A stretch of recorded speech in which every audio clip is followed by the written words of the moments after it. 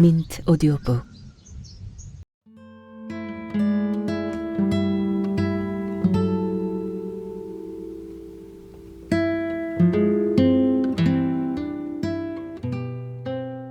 소금꽃. 연용흠.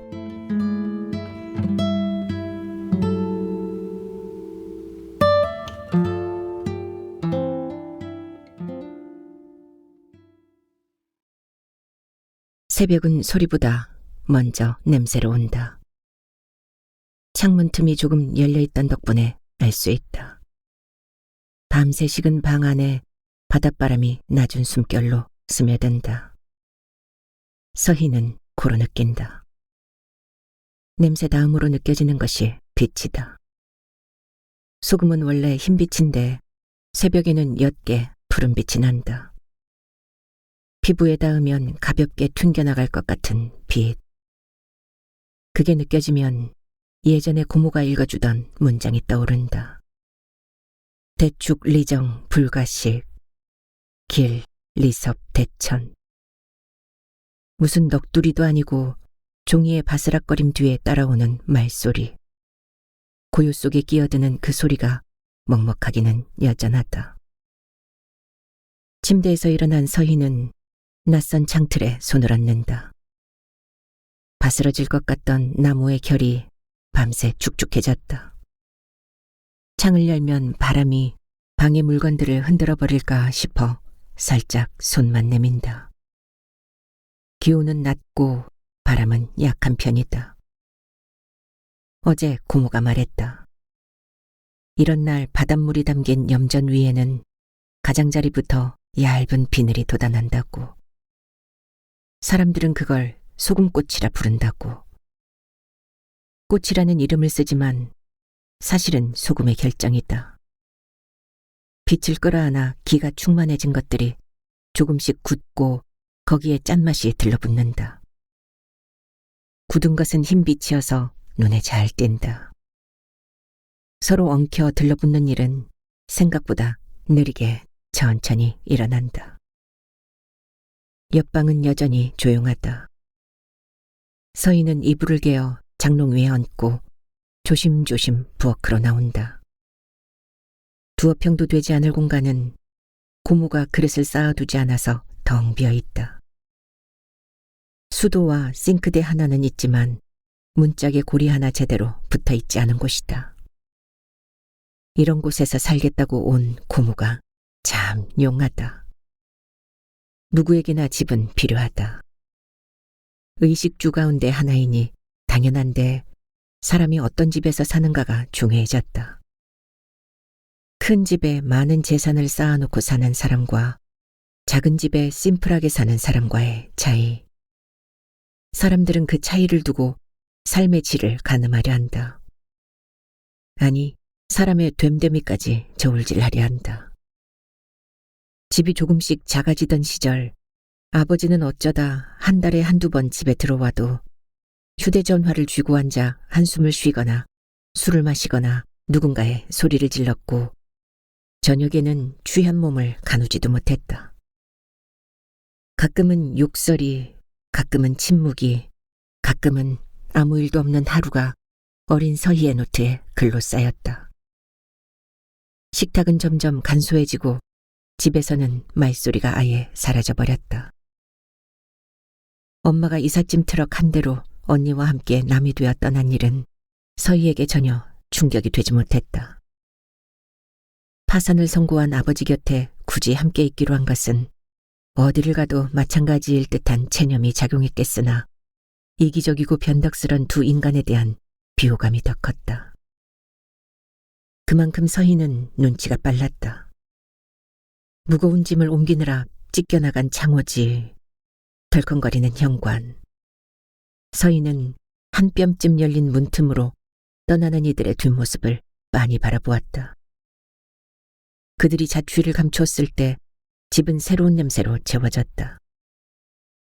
10살 먹은 서희가 남은 그릇을 꺼내 닦고 있을 즈음 아버지 혈육 중에 유일하게 남아있다는 고모가 집을 찾아왔다.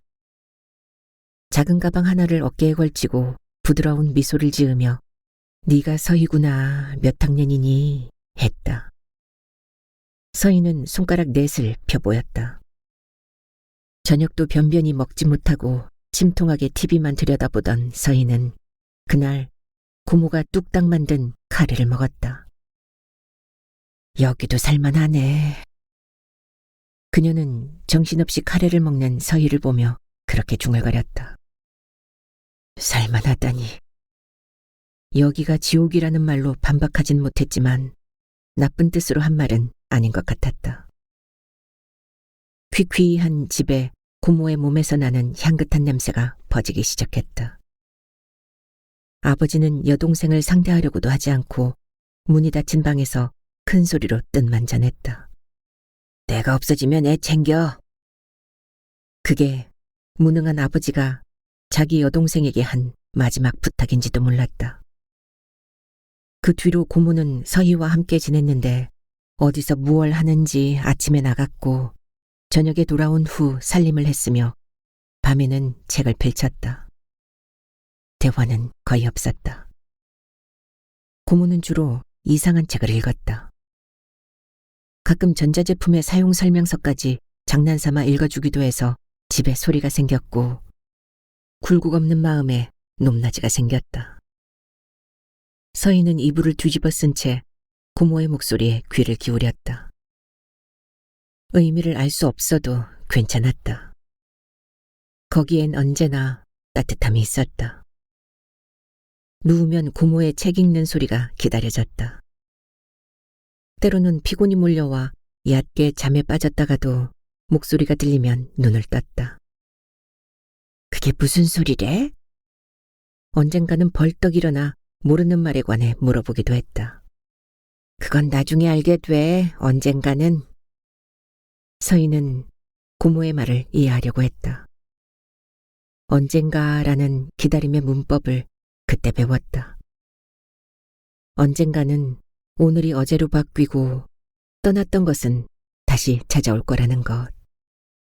하루라는 것은 모두 어떤 커다란 규칙 안에 들어있다는 것. 그 말을 믿고 서희는 매일 고모 옆에서 귀를 열었다. 고모, 리석대천이 뭐고 대축이 뭐냐니까? 고모는 말보다 눈빛을 많이 쓰는 사람이었다. 서희는 그 자리에 작은 세계를 만들었다. 책상 위 연필꽂이, 벽에 붙인 종이별, 쓰다 버린 볼펜. 사소한 것들이 고모의 눈빛에 들러붙어서 생기를 띠곤 했다. 이제 서희네 집 가장은 고모였다. 가진 게 없으니까 책이라도 더 읽는 거야. 고모는 그렇게 말했고 서희는 알아듣는 척 고개만 끄덕였다. 어린 나이에 서희는 생각이 많았는데 떠오르는 것을 일기에 쓰다가 어느 날부터는 고모가 소리내어 읽는 책의 내용을 적기도 했다. 하루에 무엇을 기록하는 일은 쉬운 일이 아니었지만 매일 똑같아지는 하루가 싫어서 그렇게 했다. 아버지는 아예 집을 나가고 이제 남은 건 둘뿐이었다. 서희는 고모가 있어 외로움을 견뎠다. 사는 게 자신이 없고 애를 돌볼 능력이 없는 아버지가 고모를 불렀는지 아니면 고모가 갈 데 없어 오빠네 집으로 살러 왔는지 몰라도 고모 때문에 다 괜찮아졌다. 독하게 떠나버린 엄마나 언니 대신 고모가 있는 것이 더 다행스러웠다. 왠지 학교에서 배운 것보다 많은 것을 고모가 가르쳐준다는 생각이 들기도 했다. 점점 다른 아이들보다 어른이 되어가는 느낌이었다. 대축은 크게 모은다는 일이거나 큰 임무를 뜻하지. 리정 불가식, 집에서 밥을 안 먹는 게 좋다는 건데 길, 리섭, 대천이라 집을 떠나야 길하다는 거야. 큰 물고기가 좁은 못에 갇혀 살면 제대로 크겠니? 크게 되려면 집을 떠나 강으로 가서 마음껏 활개치며 살아야 하지 않겠어? 어린 서희는 고모가 하는 말을 대충 알아들었다. 그런데 그 말은 불길하게 느껴졌다. 떠날 운명을 숨기고 있기 때문이었다. 그렇게 이해가 먼저 오는 날도 있었고 몇 번 써본 후에 뒤늦게 오는 날이 있었다. 감각을 예리하게 벼려야 해. 그래야 감수성이 생기지. 그게 무뎌지면 속이 텅 비거든. 중학생이 되고 나서 수업을 빼먹는 것에는 별로 토를 달지 않았던 고모가 요구하는 내용은 거의 비슷했다. 뭘 하든 멍하니 지내지 말고 깊이 생각해보고 살 것. 아내는 내쫓고 자식을 팽개친 아버지의 행적에 대해서는 알 바가 아니다. 가족을 버린 사람이니까. 돈을 잃었다고 현재를 포기하고 정말 자기에게 소중한 게 뭔지 모르는 사람이니까. 어린 서희에게는 고모가 아버지고 어머니였다. 가끔은 고모가 일이 있다 하고 집을 비웠는데 그런 날 서희는 자다 깨곤 했다. 혹시 돌아오려나 싶어 현관문을 걸지도 않았다. 바람에 덜컹거리기도 하고 골목 끝에서 어슬렁거리는 사람 그림자를 보고 놀라기도 하고 누군가를 기다리는 사람이 사는 방은 어둠조차 사물을 더 생경하게 만들어 놓았다. 책등은 더 세로가 되고 컵의 동그라미는 손의 감각까지 포개져 완벽하게 휘어 있었다. 어쩌다 잠자리에서 몸을 일으킨 뒤 서희는 로봇처럼 어기적거리며 거실 끝으로 걸어갔다. 싱크대에 수도꼭지를 틀어 찬물 한 잔을 따라 마시고 정신이 들어 목울대로 내려가는 작은 물소리를 듣기도 했다. 고요 속에 있으면 귀가 정말 민감해졌다. 서희는 고모가 듣는 노래 속에서 기타 혹은 트럼펫 소리만 따로 골라낼 수 있었다. 둥둥 심장을 흔드는 소리. 장마라는 제목이었는지 서해에서였는지 정확히 모르지만 스피커의 저음은 집안 전체를 흔들었다. 속이 울렁거릴 정도의 강한 진동은 비장함이 있었고 뜻모를 슬픔을 동반했다. 고모는 조그맣게 가수의 노래를 따라 부르다 점점 목이 변했고 다음에는 눈이 젖었다. 비둘기떼가 박수치며 허이허이 날아간다는 가사가 왜 슬플까? 박수치며 날아간다는 말은 참 특별한 상상력을 만들어 주었다. 그 자유로운 날개 소리를 들으며 왜 눈물이 나는 걸까? 복자도 학이고 길. 자기 스스로 소중함을 깨달아 돌아온다면 무슨 허물이 있겠는가? 길한 것이다. 새로 익힌 문장과 고모의 노래 사이에서 서희의 나이가 바뀌었다. 10에서 15을 거쳐 18. 서희는 고등학교를 졸업하자마자 출판사에 들어갔고 거기서 심부름을 하다가 교정을 보고 편집을 배웠는데 그리 어렵진 않았다. 20이 넘고 서너 해가 더 지났다. 몇 년 사이 성인이 되어 일머리를 잘 알게 된 서희는 편집장 대신 견적서를 내고 인쇄소 사장을 만나러 다닐 정도가 되었다. 어느 날 서희는 인쇄소 사장과 점심을 먹다가 급한 연락을 받았다. 전화한 사람은 군산에 있는 항만 관리소 직원이었다. 컨테이너 창고 앞에서 한 남자가 쓰러져 있는데 주머니에 연락처가 있었다는 것이다. 서희는 그곳 관리사무소에서 혼수 상태로 누워있는 아버지를 앰뷸런스로 모셔왔다. 고모, 나 지금 아버지랑 병원 중환자실에 있어. 고모에게 문자를 보낸 후 서희는 정신없이 병원 복도를 뛰어다녔다. 소음이 허락되지 않는 곳. 모니터에 남은 푸른 불빛과 규칙적인 기계음만이 전부인 것처럼 느껴지는 곳에서 서희는 임종을 지키려고 앉아 있었다. 간호사들이 발소리를 낮춰가며 바삐 오가는 곳의 바닥이 서늘하게 느껴졌다. 서희는 침대 곁에서 무표정한 아버지 얼굴을 바라보았다. 눈꺼풀은 종이처럼 얇았고 입술은 늦가을 들판에 남은 풀잎처럼 메말라 있었다. 그러다가 한순간 기계음이 꺼지고 의사와 간호사가 들이닥쳤는데 서희는 그 상황을 침착하게 받아들이지 못했다. 운명하셨다고 했는지 서희는 속이 뒤엉키고 가슴이 벌렁거렸다. 덮어놓은 흰 시트를 걷어 마지막으로 아버지의 얼굴을 만지며 서희는 말했다. 걱정하지 말고 편히 가요. 자기 말이 딴 사람인 것인 양 들렸다. 누가 멀리서 말하는 소리 같은데 눈물은 전혀 나오지 않았다. 아니, 그런 감정은 바닥이 난 지 오래여서 더 올라올 게 없는 듯했다. 어느 틈에 고모도 병실을 찾아와 한쪽에 서 있었다. 얼굴은 서희처럼 굳어 있었다. 둘은 아무 말도 하지 않았다. 하지만 고모는 손끝을 가볍게 떨었다. 병실 창문 너머로 어둠이 손님인 양 엉거주춤 들어와 있고 죽음을 확인하듯 천장의 형광등이 흰 시트에 덮인 아버지를 비추고 있었는데 서희 눈에는 환한 조명이 잔인하게 느껴졌다. 장례는 정신없이 진행되었다. 고모는 얼굴도 모르는 친척 며칠 불러들였다. 편히 가셨지. 이제 고생 안 해도 돼. 다 끝났어. 그들은 고모와 서희의 손을 잡고 위로했지만 그런 말은 공허하기만 했다. 무엇이 끝났는지 서희는 알 수가 없었다. 이미 결과를 알고 있었다는 건가. 장례식장은 꽉 막힌 상자 속의 것처럼 무거웠다.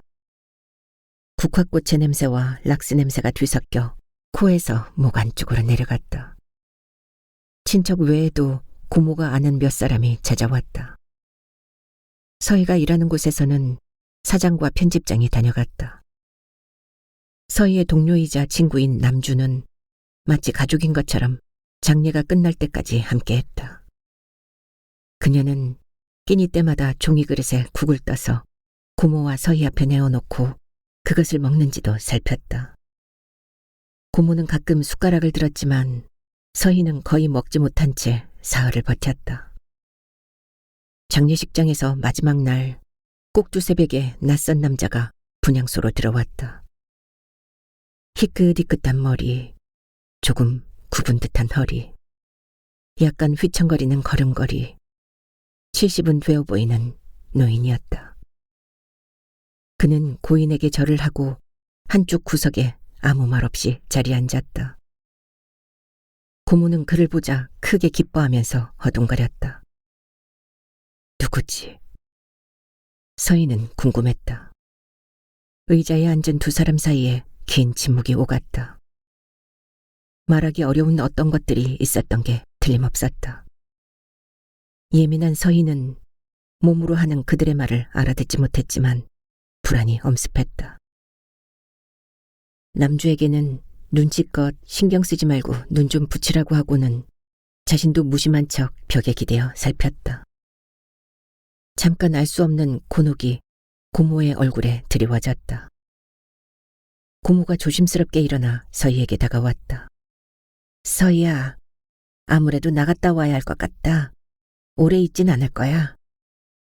서희는 그가 누군지 묻지 않았다.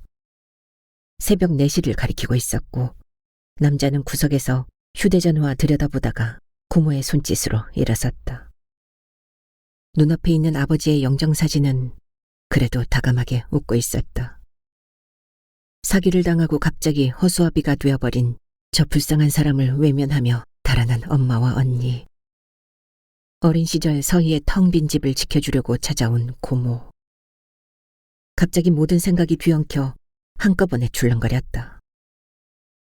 아버지의 끈질긴 침묵, 국도를 질주하던 앰뷸런스, 여러 가닥의 호스로 생명을 연장하고 있는 장비 앞에서 병원 사람들이 수렁거리던 모습, 영정 옆에 놓인 국화, 급히 찾는 전화, 모든 이미지가 한 줄로 이어졌다.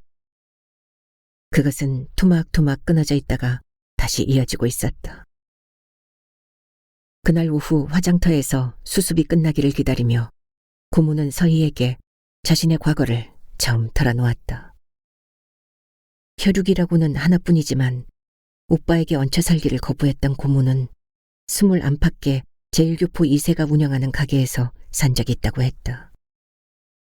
돈을 벌며 세상 체험도 하고 글쓰기를 원했던 시기였고 일본에 여행을 갔다가 그를 만난 것이 행운이었다고 말했다. 뭔가 배워보려고 무작정 갔다고 해야겠지. 아무도 도와줄 수 없는 낯선 곳이니까 두렵긴 했어. 정처 없이 떠돌던 때였지. 내가 간 곳은 후쿠시마에서 좀 떨어져 있는 도심 외곽의 골목에 자리한 게스트하우스였어. 토끼집같이 생긴 작은 곳. 전선이 어지럽게 늘어진 골목은 비탈진 길 맨 위쪽에 있어서 한참을 걸어 올라가야 했지. 한국의 다락방을 닮은 2층에서 저물어가는 도시를 비장한 심정으로 바라보았어. 서희의 고모 현주 씨는 그날 저녁 게스트하우스 주인을 만났다. 제1교포 2세라고 소개한 그는 말하는 태도가 꽤 점잖고 솔직했다. 그는 작은 이자카야를 운영하고 있는데 얼마 전까지 도쿄전력의 하청회사에서 일했었다고 했다. 노조 사람들과 후쿠시마 오염수 방류 문제를 놓고 그 책임을 묻고 따진다는 이유로 해고당했어요. 게다가 난 여기 사람인데도 조센진이라고 주변인 취급을 받아요. 이곳에서는 나 같은 사람이 권리를 주장하는 걸 매우 싫어하죠. 일본 사람들은 우리 동포끼리 힘을 합치지 못하게 이간시켜 놓길 잘해요. 그런 사람들과 싸우는 것이 너무 힘들고. 현주 씨는 며칠 후 그를 따라가 고리야마 역 광장에서 데모하는 모습을 보았다. 역은 생각보다 훨씬 북적였다. 조용한 변두리 도시가 아니라 신칸센이 멈추고 수많은 사람이 오가는 번화한 곳이어서 더욱 그랬다. 광장 한쪽에 시위대가 차린 연단이 있었는데 거기에서 그가 마이크를 잡았다. 겐파츠와 이라나이, 이노치오 마모레. 원전은 필요 없다. 생명을 지켜라. 그 말이 하나의 함성이 되어 광장에 울려 퍼졌다. 머리에 붉은 띠를 두르고 마이크를 쥔 그가 특별해 보였다. 목소리는 떨고 있었지만 거기엔 깊고 강한 서슬이 들어있었다. 현주 씨는 그들 시선을 아랑곳하지 않고 주먹을 쥐고 요란하게 깃발을 흔드는 사람들 쪽에 붙어서 함께 목소리를 높였다. 이노치오 마모레, 이노치오 마모레. 그 순간에는 국경은 의미가 없었다. 오히려 이방인인 처지가 그녀의 마음을 더 순수하고 격하게 만들었다. 현주 씨는 마치 자기가 큰 피해를 본 사람인 것처럼 소리를 질렀다. 가을 끝에 차가운 바람이 불었다. 역에서 조금만 걸으면 보이는 상업지대, 번쩍이는 간판과 오래된 술집들, 그리고 멀리 아부쿠마강이 휘감는 평야도 있었다. 한낮의 평야는 햇볕을 받아 황금빛으로 빛났지만 그 땅속에 버려져 있을지도 모르는 방사능을 떠올리며 현주 씨는 마음이 어지러워졌다. 사람들을 바라보면 어떤 이는 눈을 마주치며 고개를 끄덕였고 어떤 이는 슬그머니 눈을 피했다. 고리야마 사람들의 표정은 어딘지 모르게 복잡해 보였다. 현재의 사건을 알지만 말하지 못하는 것, 살아야 하니까 어쩔 수 없이 외면하는 것, 그 갈등의 색깔이 그대로 얼굴에 묻어있는 듯했다. 격렬한 시위가 벌어졌던 광장에도 해가 기울고 어둠이 내려앉았다. 역의 네온사인이 하나둘 켜지자 집회에 모인 이들의 얼굴은 빛과 그림자 속에서 더욱 선명해졌다. 현주 씨는 목이 쉬었지만 가슴은 이상하리만치 차분해졌다. 오후 내내 외쳤던 말들이 세상 밖에서 작은 파문으로라도 남기를 바라면서 그 남자와 함께 후쿠시마로 돌아가는 신칸센 열차에 몸을 실었다. 이후 그는 현주 씨가 그곳에 한동안 머물 수 있도록 여러 배려를 했다. 처음에는 게스트하우스 청소를 시켰고 다음에는 관리 업무를 맡겼다. 더 시간이 지난 후에는 이자카야에서 일하게 했다. 고모는 10년을 그와 함께 있었다. 30살쯤 고모는 오빠가 이혼했다는 말을 들었고 혼자 남은 아이가 있다는 말을 듣고 걱정을 했다. 그녀는 불쌍한 아이를 챙기려고 일본 생활을 끝냈다. 물론 그 남자가 전심으로 말렸으나 현주 씨의 결심을 바꾸지는 못했다. 그런데 10년 남짓 시간이 흐른 뒤에 그 남자가 고모를 찾아 한국으로 온 것이었다. 둘 사이가 어땠는지 짐작할 순 없지만 믿고 데리고 있던 사람이 떠난 시간 동안 어쩌면 그는 어린 현주 씨를 속으로 그리워했을지도 모를 일이었다. 남은 시간을 한국에서 살고 싶어. 내가 살 땅이 있으면 좋겠는데 내 이름으로는 어렵고 소유주가 자네라면 가능하다고 하네. 자네가 해줄 수 있겠나?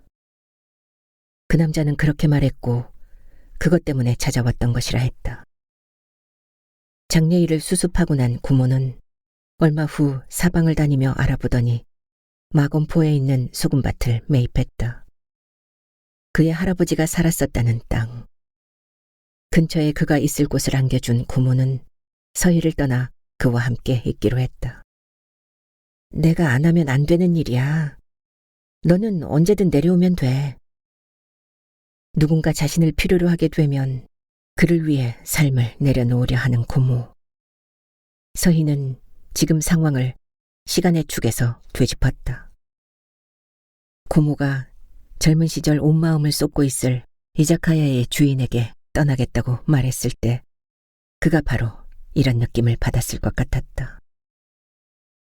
유리창에 눈물 같은 빗방울이 가늘게 맺힌다.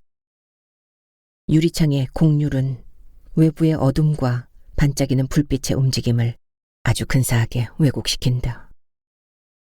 멀찍이 보이는 전봇대, 들판, 검은 하늘 같은 것들이 약간씩 다른 모양으로 꿈틀거린다. 기억으로 되살아난 것들은 평소와는 다른 하루의 특별함을 가지고 있다.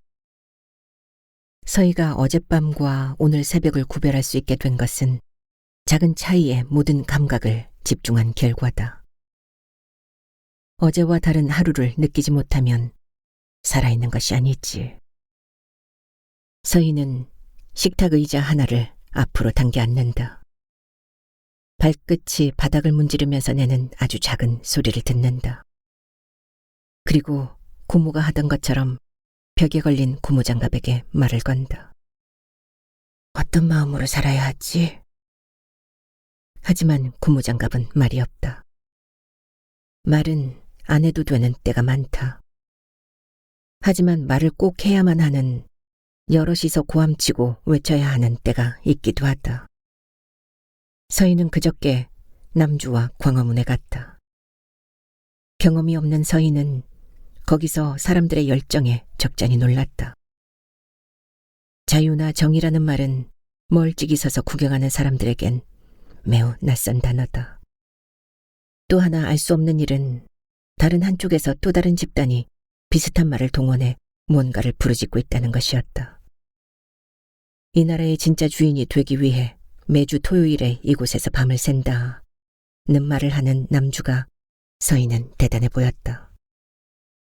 서희는 남주와 약속했다. 나도 계속 올라갈게. 세상이 바뀔 때까지. 서울에서 돌아오자마자 승용차 키를 챙기고 마건포로 향했다. 사람들 속에 있다 보니 자기 의지대로 살아가는 고모가 더 생각났다. 밤 공기는 공허했다. 차갑지만 묘하게 끄는 기운이 있었다. 바람이 허리를 감싸고 귀 뒤쪽으로 흘러나갔다. 도로 위로 차가 미끄러졌다. 가로등의 불빛이 연달아 차창을 스쳐 지나갔다.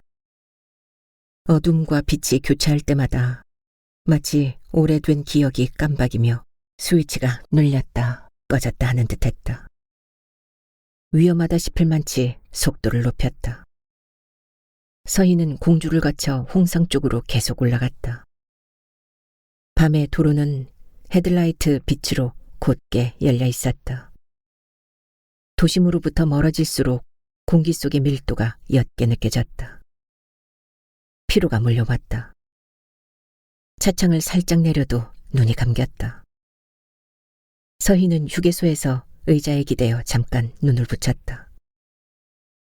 잠꼬대인 듯 입술 사이로 몰아 빠져나간 소리가 제 귀로 들려왔다. 고모. 바람이 그랬나. 분명 고모를 부르는 소리를 서희는 들었다. 꼼지락거리며 정신을 차려보니 날이 어슴푸레해져 있었다. 이제 가로등과 헤드라이트 불빛은 필요 없어졌다. 계속 달리다 보니 차창 밖으로는 희끗한 바다가 보였다. 파도는 마음 안쪽에서 일어나는 소리로 들려오는 듯했다. 바람을 따라오는 낮고 묵직한 소리. 길은 해변도로로 이어졌다. 폭우 몇 개를 지난 뒤 하늘이 밝아졌다. 새벽과 아침 사이의 경계를 달리던 서희는 엑셀을 더 밟았다. 타이어 아래로 모래가 깔린 아스팔트가 사그락거리는 것이 느껴졌다. 길게 뻗은 방파제와 고요하게 놓은 염전. 바다는 말을 잃은 듯 낮고 깊은 호흡만을 내뱉고 있었다. 바람이 서희의 가슴으로 밀려들었다. 숨을 들이쉴 때마다 심장이 조금씩 빨라졌다. 서희는 핸들을 더 세게 움켜쥐었다. 내비게이션의 지도에는 목적지가 코앞이었다. 눈앞 풍경을 두고 손끝이 떨렸다. 서희는 쿵쾅거리는 심장의 박동 소리를 들었다. 그녀가 움직이는 동안 길가의 부드러운 흙들이 발자국을 남겼다. 널찍한 소금밭 위에는 갈매기들이 가벼이 허공에 떠서 지나갔다. 길은 염전을 가로질러 바다 쪽으로 길게 뻗어 있었다. 먼 하늘에서 구름이 느릿느릿 지나갔다. 길가 근처에 소금밭이 넓게 펼쳐져 있었다. 서희는 그곳을 살피며 차를 세웠다. 멀리서 다가오는 한 여자가 보였다. 그녀를 보다가 서희는 눈물이 왈칵 치밀어 올랐다. 몸빼에 허름한 잿빛 블라우스를 입고 걸어오던 여자는 고모였다. 메시지와 함께 보내준 주소지 앞에서였다. 서희는 차에서 뛰어나와 고모를 꼭 안았다. 서희는 고모의 손을 잡고 길가의 창고 뒤에 붙은 푸른 철문이 있는 집으로 들어갔다. 정말 오래된 집인 듯했다. 한쪽은 비닐로 막아놓았지만 틈이 벌어진 창틀이 보였다. 녹슨 철문 앞에서 숨을 고른 서희는 앞으로 천천히 발을 옮겼다. 그곳에서 느껴진 건 냄새였다. 한약 냄새가 겹쳐진 어둑한 방. 서희가 들어가니 천장에 있는 작은 알전구에 불이 켜졌다. 남자는 장례식장에서 처음 보았을 때보다 훨씬 더 구부정한 듯했고 늙어 보였다. 그러나 눈빛만은 살아있었다. 낮고 깊은 눈을 가진 인상. 그는 서희에게 딱 한마디 했다. 미안합니다. 일본 사람이라는 것을 금세 알아볼 정도로 발음과 억양이 서툴렀다. 서희는 웃으며 고개를 가로저었다. 고모는 냉장고를 열어 보리차 같은 것을 한 잔 내놓고는 미소를 지었다. 오래전 책을 읽어주던 때처럼 설명이 필요 없는 표정이었다. 누추하지? 고모의 목소리에 대답하지 않고 서희는 웃었다. 방 한쪽에 서희가 앉았다. 긴 머리를 묶은 마른 체구의 고모는 연신 창밖을 바라보았다. 창문 너머 염전 위로 흰 빛이 퍼지고 있었다. 서희는 밖을 보다가 고모에게 물었다. 있을만은 한 거야? 서희의 목소리는 떨고 있었다. 고모가 서희와 같은 방식으로 픽 웃었다. 나는 괜찮아. 근데 저희는 어딜 다닐 수가 없어서. 고모는 말을 하던 중 시선을 물끄러미 창밖으로 옮겼다. 서희는 더 이상 말을 듣지 못했다. 긴 울음을 끝낸 아이가 가끔 그렇게 하듯 고모는 흐흐 부르르 떨며 방 안의 공기를 들이마셨다. 바다 냄새와 한약 냄새. 오래된 기억이 한꺼번에 몸 안으로 밀려왔다. 심장은 빠르게 뛰었지만 그 박동은 이상하게도 고통스럽지 않았다. 서희는 이제 말하지 않아도 충분히 알 것 같았다. 그 모든 것을 반듯하게 행하려고 애써야 하며 사람은 누군가를 위해 모질게 강을 건널 때가 있다는 것을. 방 안의 공기가 천천히 바뀌었다. 빛이 퍼진 후에도 고요가 조금 더 깊어졌다. 서인은 한 걸음 더 고모에게 다가갔다. 손끝이 몸에 닿았다. 그녀가 잡은 어깨는 차갑지 않았다. 고무 장갑은 달빛이 유리창살 한 칸 옮겨질 때쯤에 반응한다. 이 애들은 질문이나 대답하는 방식은 잘 모르고 적당히 시간이 지나면 속을 드러내기도 한다. 한참 말을 걸고 있어야 느껴지는 때가 있다. 지금은 말할 때가 아니다.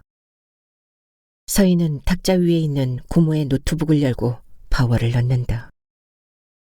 모니터에 소금꽃이라고 쓴 한 파일이 보이고 그것을 열어보니 다음과 같은 글이 들어있다. 바지랑대를 세워 줄에 빨래를 걸치던 내 눈은 문득 하늘에 뜬 낫다를 본다. 글 속에 나오는 나는 고모였을 것이다. 고모가 쓴 글이니까 당연하겠지만 그 외에도 수많은 사진과 일하다가 쓰기를 미뤄둔 글들이 있다. 서인은 눈에 들어오는 몇 개의 문장을 더 살핀다. 눈을 뜨면 그냥 멀어지는 것들이 있고 멀어졌다고 생각했는데 슬금슬금 다가와 보이는 것도 있다. 그래서 고모가 하는 짓이 궁금하다. 주인공인 고모는 간절하게 무언가를 찾고 있다. 그리고 보이지도 않는 것을 보려 하고 있다. 숱한 사진 중에서 고모가 찾고 있는 것이 무엇인지를 알려고 서인은 들여다본다. 고모의 표정을 보면 대충 알 것 같다. 하지만 소설 안에는 아무런 단서가 없다.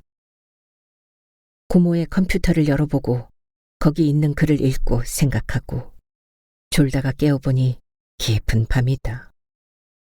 아직 컴퓨터가 켜있다. 서인은 다른 파일을 열어본다. 거기에는 한 단어가 빼곡히 적혀있다. 대축, 대축, 대축. 대축이란 글자는 뭔가 나쁜 짓을 하려다 들킨 사람이 딸꾹질 하듯이 계속 반복하고 있다.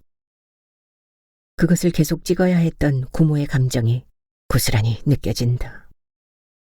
그 글자들을 품은 시간이 가슴 안에 쌓인다. 그 다음에 올 리섭대천이란 글자가 두려워진다. 시간이 무겁게 느껴진다. 시계의 초침소리가 방의 공기를 흔든다. 시간의 경계가 흐려지고 습관처럼 불안이 다시 몸에 달라붙는다. 창문 너머로 새벽이 오고 있다. 고모는 떠난 게 아니야. 조용히 일어나 서인은 창을 연다. 바람이 얼굴을 스치고 폐로 공기가 들어온다. 거기에는 설명할 수 없는 느낌이 묻어 있다. 고모, 강을 건넌 거야? 당연히 대답이 없다. 서희의 목소리는 아직 여명에 뒤섞여 있다. 이정란 교수는 고모 같은 사람이 부럽다고 했다. 네 고모는 어디 묶여 있을 사람이 아니야. 자유인이지. 서희는 늘 약자 편이어야 하는 고모 박현주와 그 반대 성향을 가진 교수 이정란이 어떻게 친하게 되었는지 궁금하다. 출판사에서 만나는 사람들은 반은 서희나 남주와 비슷한 생각을 갖고 있지만 다른 측도 적지 않다. 서희가 진정 이정란을 우려하는 이유는 옳고 그름을 침착하게 따지고 잘 이야기하다가도 갑자기 그래도 난 저런 사람 진짜 싫어 하며 진저리치며 나오는 것 때문이었다. 고모의 글은 또 이렇게 이어졌다. 낡은 부엌문 틈 사이 아직 밝지 않은 하늘에 새 한 마리가 지나간다. 실루엣만으로는 백로인지 까마귀인지 구별할 수 있을 만큼 나는 낯선 이 동네의 새들에 대해 익숙하지 않다. 새의 영상은 길고 얇다. 날개 끝이 물기에 젖은 듯 살짝 무겁다고 해야 할까. 새가 날아간 자리에 공기는 잠깐 명료해진다. 사람의 말도 그랬던 것 같다. 좋은 말은 떠난 자리를 맑게 만든다. 반대로 나쁜 말은 남아있는 사람의 마음을 흐리게 한다.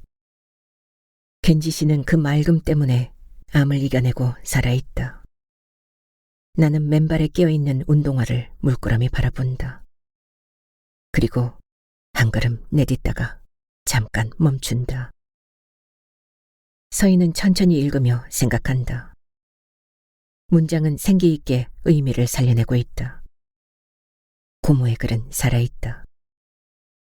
어둠은 친밀하게도 빛을 데리고 기다릴 줄 안다. 부엌 앞에 잠시 서 있다가 문을 조금 연다. 조금씩 더. 그러자 공기에 찬 기운이 느껴진다. 가슴에 새벽 공기를 한껏 받아들인다.